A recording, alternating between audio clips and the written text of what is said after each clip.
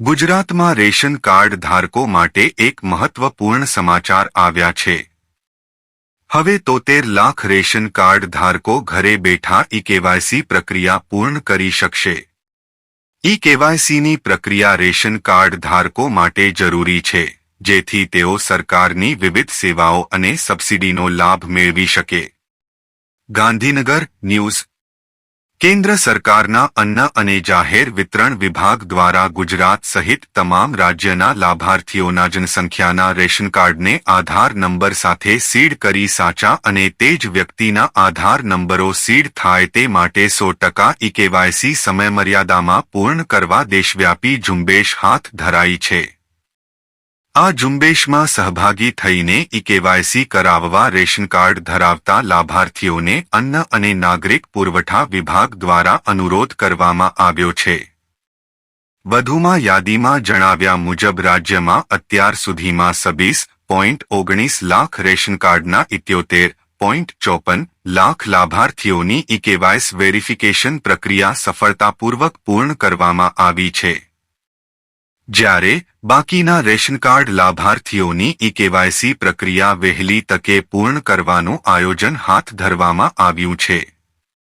Ration card ધારકો હવે સરળતાથી ઘરે બેઠા my ration app mobile application થકી ઈ-કેવાયસી કરી શકે છે। આ ઉપરાંત તાલુકા કક્ષાએ મામલતદાર ઝોનલ કચેરીમાં, ગ્રામીણ સ્તરે ઈ-ગ્રામ કેન્દ્રમાં વી.સી.ટી દ્વારા આધાર આધારિત બાયોમેટ્રિક પ્રમાણીકરણ તેમજ PDC+ મોબાઈલ એપ્લિકેશનનો ઉપયોગ કરીને આધાર આધારિત ફેસ ઓથેન્ટિકેશન દ્વારા આમ 3 રીતે ઈ-કેવાયસી કરાવી શકે છે।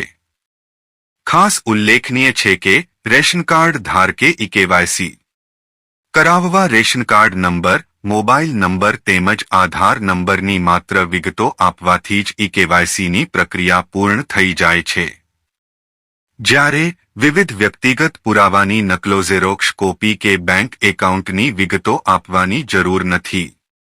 ઉપરાંત રેશન કાર્ડ લાભાર્થી પોતે ઘરે બેઠા ઈ-કેવાયસી કરી શકે અથવા સરકાર હસ્તક કાર્યરત ઈ-ગ્રામ કેન્દ્ર, મામલતદાર અને ઝોનલ કચેરીથી જ પ્રક્રિયા કરાવવાની રહેશે। આ સિવાય પોતાની કોઈપણ ખાનગી માહિતી અન્ય વ્યક્તિને આપવી નહીં તેની ખાસ તકેદારી રાખવા અન્ન અને નાગરિક પુરવઠા કચેરી, ગાંધીનગરની યાદીમાં વધુમાં જણાવાયું છે। ઈ-કેવાયસી માટેના પગલાં।